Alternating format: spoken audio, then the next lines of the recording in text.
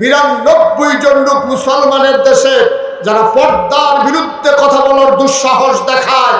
আমি বলেছি ঢাকা রাজধানীতে শীততাপ নিয়ন্ত্রিত কক্ষে বসে পুলিশ পাহারায় ইসলামের বিরোধিতা করা সহজ, পারলে জগৎপুর তালুক পাড়ে এসে ইসলামের বিরোধিতা করে দেখো, পিঠার চামড়া নিয়ে ঢাকা যাওয়া যাবে না।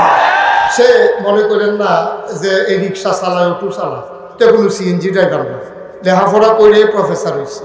প্রফেসর লাভে কি সব বুঝে, ইসলামটা বুঝে না, ঠিক কিনা বলে? এখন সে কি করছে, সে কয়ে বলছে যে এই যারা খুব খেয়াল করেন, সিংহর কথা, যে যারা পর্দা করে, খুব খেয়াল, গভীর মনোযোগ, যারা পর্দা করে, মেকআপ লাগায়, হেজাব লাগায়, এইসব মেয়েরা ঢাকা ইউনিভার্সিটিতে আসার দরকার নাই। আর আসতে কন্যা হজুরিল্লাহ। এখন ইমাম সাহেবের মেয়ে পর্দা করে, সে ঢাকা ইউনিভার্সিটিতে চান্স পাইলেও করতে পারবে না। কি বলেন, পারবে না? ঢাকা ইউনিভার্সিটির প্রফেসরদের, কর্মচারীদের, কর্মকর্তাদের বেতন দেওয়া হয় আমাদের ট্যাক্সের টাকায়, ঠিক কিনা বলেন? আপনাদের ঘামের টাকায়, আপনাদের রক্তের টাকায় ঢাকা ইউনিভার্সিটির প্রফেসরদের বেতন হয়, কর্মকর্তা কর্মচারীদের বেতন হয়।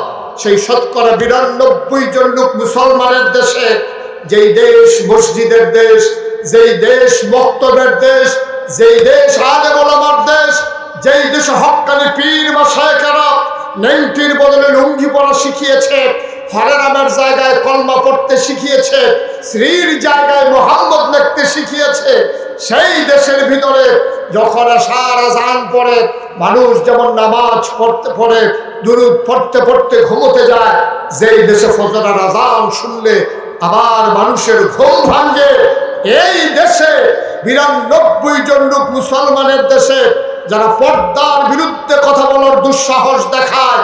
আমি বলেছি ঢাকা রাজধানীতে শীততাপ নিয়ন্ত্রিত কক্ষে বসে পুলিশ পাহারায় ইসলামের বিরোধিতা করা সহজ, পারলে জগৎপুর তালুক পাড়ে এসে ইসলামের বিরোধিতা করে দেখো, পিঠার চামড়া নিয়ে ঢাকা যাওয়া যাবে না। যা চায় তা বলবা, তামাশা না।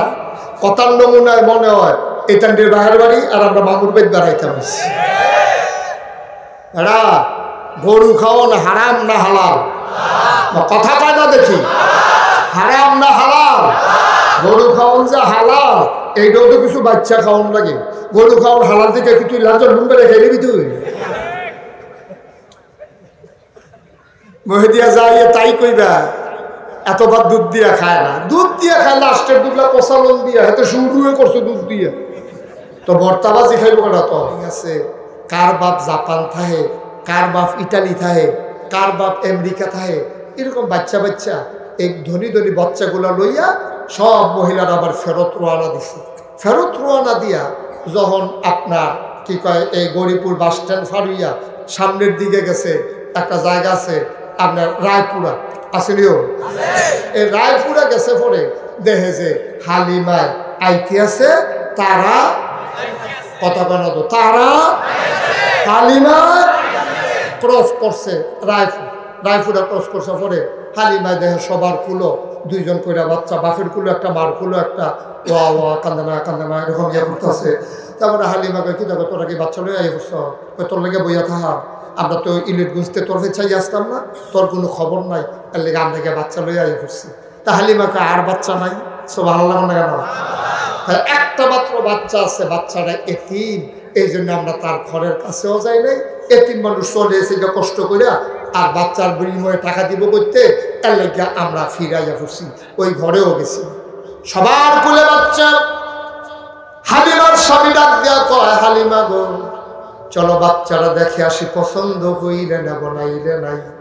হালিমা ডাক দেয়া কয়, দরকার নাই, এই বোধহয় এবছর বোধহয় ভাগ্যে আমাদের বাচ্চা নাই, চলেন ফেরত চলে যাই। হালিমার জামাই অনেক বুঝাইয়া শুনাইয়া নিয়ে আসছে তালুক পাড়া। কই আছে? তালুক পাড়া। আইসা দেখে যে ইমাম সাহেব মসজিদের সামনে দাঁড়াই রইছে। হালিমার জামাই কয়, হুজুর বাড়ি কোথায়? কয় বাড়ি কই জিজ্ঞেস করে, আপনার এই এলাকায় থাকি, ঘরে ঘরে দাওয়াত খাই, সব ঘর চিনি, কার কাছে আইছেন বলেন? একটা ছেলে নাকি আছে মোহাম্মদ, তার নাকি আব্বা নাই, তার ঘরটা কোনটা? হুজুরে ডাক দেয়া কয়, বুঝছি আব্দুল্লাহ ভাই সাহেবের কথা কইতে আছেন। তার আব্বার নাম আব্দুল্লাহ, মায়ের নাম আমেনা, দাদার নাম আব্দুল মুত্তালিব, বাচ্চারা ইতিম। তার আব্বা সেই বাচ্চা যখন মায়ের পেটের ভেতরে, বাচ্চা তখনই ওই বাপ মারা গেছে। বাচ্চা বাবার মুখ দেখে নাই, বাবা বাচ্চার মুখ দেখে নাই। ওই যে কাবা ঘর, সুবহানাল্লাহ না, ওই যে কাবা ঘর, কাবার উত্তরে যে ছোট্ট ঘর, এটাই মা আমেনার ঘর। হালিমা, হালিমার স্বামী আর হালিমার বাচ্চার নাম আব্দুল্লাহ। তিনজন মিলে দরজার সামনে গিয়ে দাঁড়ালেন। হালিমা ডাক দেয়া কয়, স্বামী আমার, এই মহিলাটার স্বামী নাই, বাচ্চার আব্বা নাই, মহিলা নিশ্চয়ই বাচ্চা ঘরে একা একা। আপনি পর পুরুষ, ভিতরে ঢোকা ঠিক হবে না, আপনি একটু বাইরে দাঁড়ান, আমি একটু দেখে আসি ভিতরের কি অবস্থা। পছন্দ হইলে বাচ্চা নেব, নাইলে নাই, আমার একটু দেখতে দেন। হালিমা দরজায় গিয়ে দাঁড়ালেন। হালিমা কয়, দরজাটা ভেতর থেকে বন্ধ। আমি দরজায় দাঁড়াইয়া সালাম দিলাম, আসসালামু আলাইকুম। ভেতর থেকে মহিলা কণ্ঠ, ওয়ালাইকুম আসসালাম ওয়া রাহমাতুল্লাহ। ভেতর থেকে আমার ডাক দিয়ে জিজ্ঞাসা, কে কে দরজায় দাঁড়াইয়া সালাম দেয়? হালিমা কয়, আমার নাম হালিমা। কয়, কোন হালিমা? কয়, আমি হালিমাতুস সাদিয়া। কয়, চিনলাম না, তা আমার বাড়ি তায়েফে বাচ্চা নেওয়ার জন্য আসছি। ভেতর থেকে আমেনা ডাক দেয়া কয়, হালিমা, ও হালিমা, তোমার বুঝি আমার বাচ্চার লাগে মায়া লাগছে গো হালিমা? সকাল থেকে কত মহিলা বাচ্চা নিয়ে গেল, আমার ঘরের সামনে দিয়ে গেল, ওটার পায়ের শব্দ শুনলাম, বাচ্চাদের আওয়া কান্না শুনলাম, একটা মানুষ আমার ঘরের দিকে তাকালো না। তোমার বুঝি মায়া লাগছে গো হালিমা? আহলান সাহলান মারহাবা, মোস্ট ওয়েলকাম, আমার ঘরে তোমার স্বাগতম। এবার আমেনা হালিমা ভিতরে ঢুকলেন। হালিমা কয়, আমি ভিতরে ঢুইকা দেখি বিছানার উপরে মা আমেনা আসন পেতে বসে আছে, ছোট্ট একটা বাচ্চা কুলের ভিতরে ঘুমায়, এমন একটা সাদা রুমাল, এই সাদা রুমালটা দিয়া বাচ্চার মুখটা ঢাকা।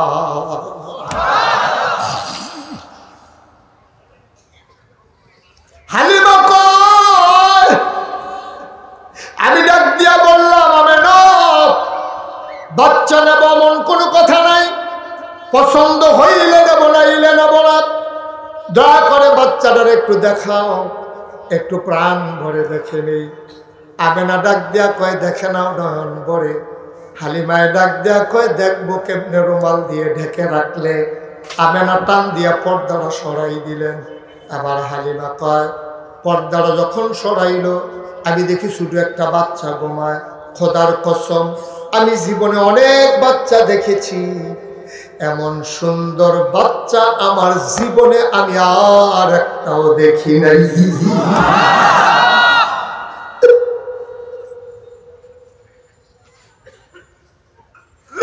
মানুষের বাচ্চা তো সুন্দর হইতে পারে, এটা আমার জানা ছিল না। এটা আমি কি দেখলাম, এত সুন্দর বাচ্চা, মানুষের বাচ্চা আবার এমন হয় নাকি? আমি তাকিয়েছি অপলক নয়নে, বাচ্চারা চোখ বন্ধ করে ঘুমায়। আমি মনে মনে চিন্তা করতেছিলাম, যদি চোখটা একটু খুলতো তাইলে আমার সে দেখতো, আমিও তারে দেখতেছি, সে তো আমারে দেখতো, এখন তো সে আমারে দেখে না।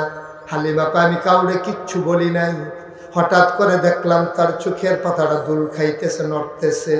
আমার মনে হইল চোখের পাতা তো নয়, মনে হইল ফুটন্ত গোলাপের দুইটি পাপড়ি, মনে হয় যেন মৃদু মন্দ বাতাসে দোল খাইতেছে।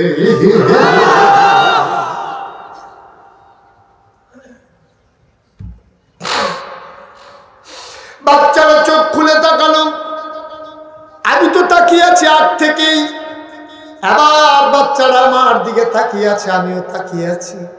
হঠাৎ করে বাচ্চারা কি বুঝলো আমি জানি না, চোখের কোনায় তার চিকমিক করতেছে আলো। হঠাৎ করে দেখলাম ঠোঁটের কোনাটা বাঁকা কইরা সে আমার দিকে তাকাই একটা মুচকি হাসি দিছে।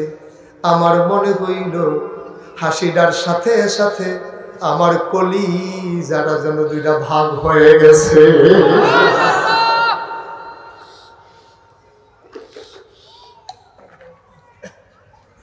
আমি দৌড় দিয়া ঘরের বাইরে গেলাম। আমি আমার স্বামীকে বললাম, স্বামী, ও স্বামী, তারা যদি টাকা পারলে দেবে, না পারলে নাই। এই বাচ্চা ফালাইয়া তো আমি যাইতে পারবো না গো স্বামী। বাচ্চা ফালাইয়া যদি যায় আমি বাঁচবো না। তে আমার কলিজাটারে দুইটা ভাগ করে ফেলাইছে গো স্বামী।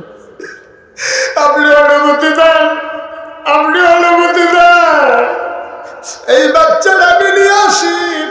হালিমার জামাই কয়, মন চাইলে নিয়ে আসো। হালিমা দৌড় দিয়ে ঘরের ভেতরে ঢুকলেন। ডাক দেয়া কয়, আমেনা, ও আমেনা, আমেনা, দয়া করে বাচ্চাটা দাও। পারলে টাকা দিও, না পারলে নাই। টাকার কোনো হিসাব নাই, বাচ্চাটা দাও। আমেনা ডাক দেয়া কয়, হালিমা গো, এটা বড় আজব বাচ্চা গো হালিমা। এটা যেমন তেমন বাচ্চা না, এটা বড় আজব বাচ্চা। বাচ্চা পেটে আসলে মায়েরা খাইতে পারে না, বমি বমি ভাব হয়ে যায়, মাথা ঘুরায়। আমার মোহাম্মদ যখন পেটের ভিতরে এসেছে, 10 মাস 10 দিন মোহাম্মদ পেটে ছিল। খোদার কসম, আমার পেটে যে বাচ্চা আছে আমি টেরই পাই না।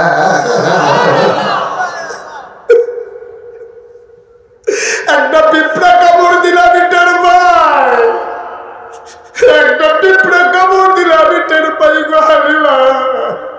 আমার মোহাম্মদ যখন দুনিয়াতে আসে, আমি একটা পিঁপড়ার কামড়ের মতো টের পাই নাই। এটা বড় আজব বাচ্চা গো হালিমা। খাওয়াইলে খাওয়া না খাওয়াইলেও কান্দে না, খাওয়াই দিলে ঘুমাই যায়। আমি সারাদিন না খাওয়াইয়া দেখছি, এই বাচ্চাটা কান্নাকাটি করে না, ঘুমের ভিতরে নড়াচড়া করে না। এটা বড় আজব বাচ্চা। হালিমা, ও হালিমা, এই বাচ্চাটা তুমি নেবা, তার ব্যাপারে আমার একটা দুঃখ আছে গো হালিমা। আর আব্বা নাই, কোনোদিন তার আমি একটা খেলনা কিনা দিতে পারি নাই। ছোট্ট মানুষ, কোনোদিন একটা কাগজের ফুলও কিনে দিতে পারলাম না। হালিমাই বাচ্চারে তুমি দেখা রাইখো, এরা তোমার কাছে আমানত। শোনো শোনো শোনো, এই বাচ্চারে কোনোদিন খেলনা কিনা দিতে পারলাম না। আমি একদিন বাচ্চারে ঘুম পাড়াইয়া হাম্মামে ঢুকেছি গোসলখানার গোসল করার জন্যে। আমার বাচ্চা তো ঘুম পাড়াই দিলে নড়ে না। হঠাৎ করে আমি যখন গায়ে পানি ঢেলে ফেলেছি, দেখলাম ভেতরে কে যেন নড়াচড়া করে। আমি টেনশনে পড়ে গেলাম, কে ঘরের ভিতরে নড়ে? আমার মোহাম্মদ ঘুমাইলে নড়ে না। খোদার কসম, কোনোদিন সে নড়ে নাই, আজকে কেন নড়াচড়া করে? আমি তাড়াহুড়া করে জানালা খুলে উকি মেরে তাকাইয়া দেখি আমার মোহাম্মদ খিলখিল করে হাসে আর হাত বাড়াইয়া কি যেন ধরতে চায়। আমি অবাক বিস্ময়ে তাকিয়েছি, কি করে আমার মোহাম্মদ? আবার আমি তাকাইয়া দেখলাম কি যেন সে ধরতে চায়। আমি উপরের দিকে তাকাইয়া দেখি আমি তার খেলনা কিনা দিতে পারি নাই। তার যিনি রব, তার যিনি বন্ধু, তার যিনি মাওলা, সেই আল্লাহ তার খেলনার বাকি রাখে নাই। মোহাম্মদ, আমি তাকাইয়া দেখি কি যেন ধরতে চায়। উপরের দিকে তাকাইয়া দেখি আকাশের চাঁদ আর আকাশের তারাগুলা আমার আল্লাহ মোহাম্মদের খেলনা বানাইয়া আমার মোহাম্মদের হাতের নাগালে পাঠাই দিছে।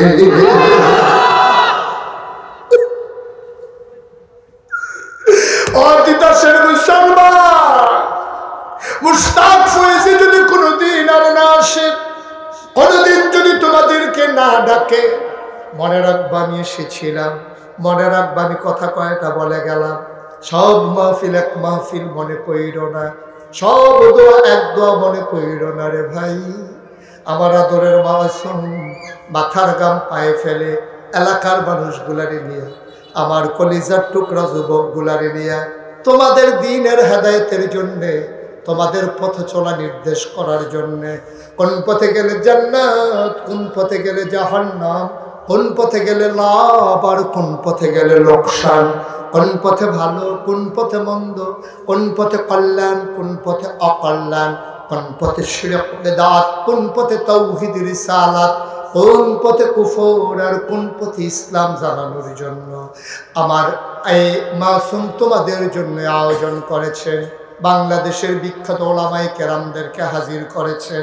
আমি তোমাদের কাছে জানতে চাই, এই দুয়ার বাজার এবছরই শেষ হবে না, সামনেও চলবে। এই মাহফিল আমরা থাকি আর না থাকি, কিয়ামত পর্যন্ত উপযুক্ত এই খাদেম দিয়া এই মাহফিল চলো, আমরা চাই নাকি চাই না? কথা বলা চাই নাকি চাই না? সব মাহফিল এক মাহফিল মনে কইল না, সব দোয়া দোয়া মনে কইল না। আবার হালিমা ডাক দিয়া কই, বুঝলাম বুঝলাম, দাও দাও দাও, তোমার বাচ্চা আমার কাছে আমানত, মা বেনাকে দে। বাচ্চাটাকে হালিমার কোলে উঠাই দিলেন।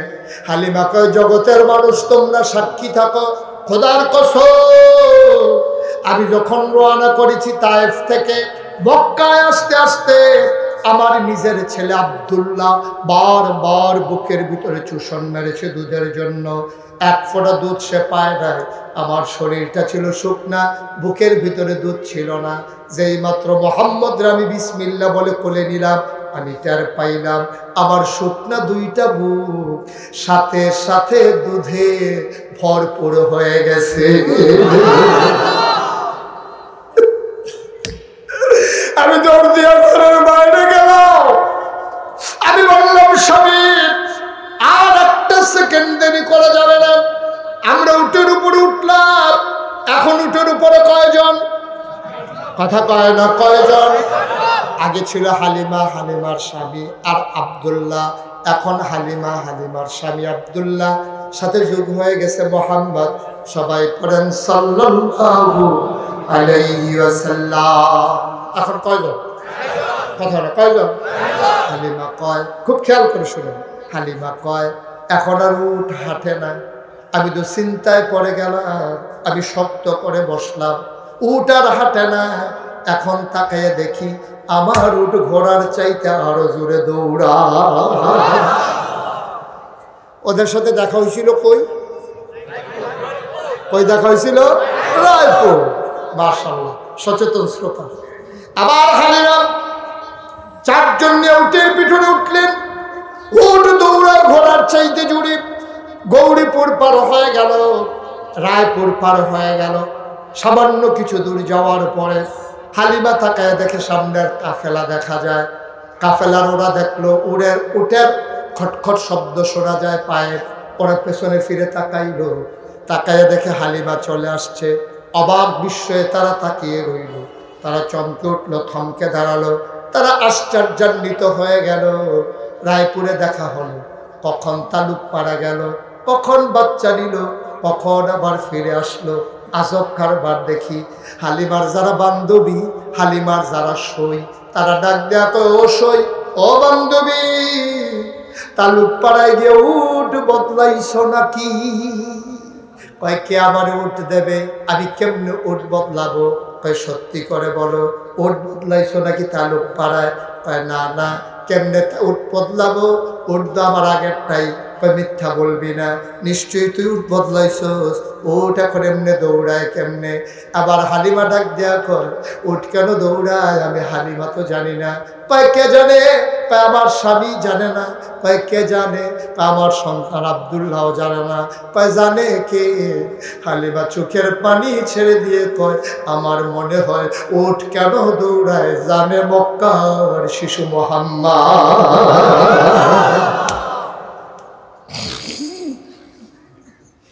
মুসলমান, এই নবী তোমার আমার নবী।